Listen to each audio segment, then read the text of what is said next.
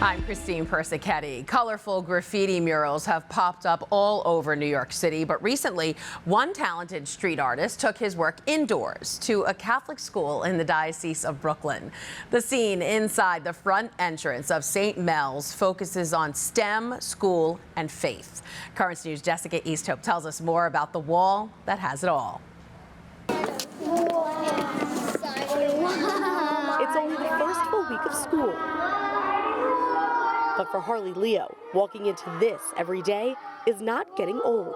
Harley and her third grade classmates are marveling at this new mural in the front entrance of St. Mel's Catholic Academy in Flushing. It was so beautiful that it almost made me cry. I was shocked. It was so insane. Well, it's a new year, so we gotta get new stuff. In one corner, students look up at an outer space scene. On another wall, a message of motivation. And a 3D backpack pops out of this door. And over here, the celestial creation is grounded in Catholic faith. When you think about God, you think about a grand creator. I'm thinking of Genesis 1, the creation of the universe. And so we have the stars, the planets, the moon. The artist is Efren Andaluz. This mural is the product of 3.5 weeks of work and 100 cans of spray paint. Millions have seen his work all over New York City, but the students at St. Mel's get to say this mural is all their own. It reminds me of coloring, all the projects that I used to make, and what I make now. It looks so creative that I might as well decide to be an artist too. They see what they can aspire to. Maybe some of the, the little symbols that are in the clouds might spark something. Yep, that's Jesus walking on water and saving Peter. Good. Principal Amy Barron says the mural represents what St. Mel's is all about. A few years ago, the school was set to close. In an effort to save it, St. Mel's became an early childhood center. But against all odds, the school is now back up to 6th grade and still growing. We're always revisioning, and we are always looking ahead towards the future, while also maintaining our roots and where we come from. So that we feel that was reflected in the mural. Andaluz said incorporating faith into this mural was easy because it's something he does in all of them. Any of the stuff that we talk about in STEM, without God, there's none of that. The goal of the mural was to get kids excited about coming to school. Mission accomplished. In Flushing, Jessica Easthope, Currents News. You can get more back-to-school content in this week's tablet. Ring in the new year with the Diocese of Brooklyn students like these kids from St. Michael's who rang an old bell that has become a fixture at the school. You can also see a breakdown of how Catholic schools are beating out public schools in student numbers. Plus, get to know the 13 new principals in the Diocese of Brooklyn. So pick up a copy of the paper at your local church this weekend. You can also support the tablet by becoming a member. To learn more about the program and all the prizes you can earn, just go to thetablet.org/become-a-member. An update on the National Eucharistic Revival, a countrywide campaign trying to teach Catholics more about a core tenet of our faith. We are just 3 weeks away from Brooklyn's diocese-wide celebration for the revival, and seats are filling up fast.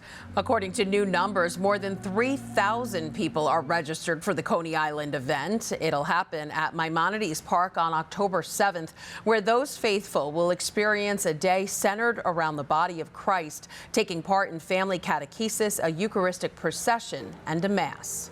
And it's not too late for you to join them. You can reserve your spot at your local parish or go to the diocese's website, dioceseofbrooklyn.org, and search Eucharistic Revival.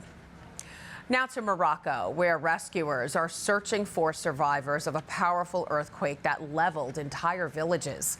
The death toll is nearing 3,000 and thousands more are still missing. Father Oscar Arturo Garcia Padilla, the director of Caritas in the Archdiocese of Rabat, is leading the rescue team. I spoke with him about the disaster, what's needed now, and what was going through his mind when the 6.8 magnitude quake hit. Yeah, I was in Rabat. It is the city where I usually live, and it was we were all scared. We went out on the streets. We didn't know what was going on. We felt it quite strong. So with the neighbors, we decided to go out, and we stayed a bit on the streets. Well, a bit, no, a long time it took to take the courage to go back inside, but we never expected something like that. It's later on that we discovered what was going on in the south of the country. And when you got to the south, when you arrived in Marrakesh, describe the devastation that you saw.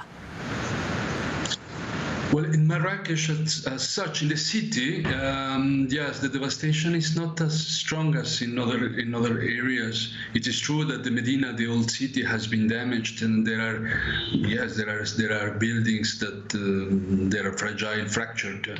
You can see them well, but it is in the mountains, in the Atlas Mountains, where most of the destruction happened, and most of the lives have been lost. Is over there. It is there. It's terrible. I mean, the strength of the nature is huge, and people had simple buildings, most of them, and anyway, it happened. What's happened? Yeah. Oh, so awful. So how is Caritas helping, and what kind of aid is needed right now? The village that we visit, we are not in Marrakesh. The places that we visit are not in Marrakesh, but like 50 kilometers southwest of this city of Marrakesh, in the mountains, and I mean they lost everything. It was total destruction in some villages. So they needed food and water and clothes and tents and generators, for electricity. That was Father Oscar Arturo Garcia Padilla, the director of Caritas in the Archdiocese of Rabat. If you'd like to help the earthquake relief effort in Morocco, go to caritas.org and click on the donate button. And that is this Currents News Update. I'm Christine Persichetti. Thank you for joining us, because we are putting your faith in the news. Hope to see you again next time.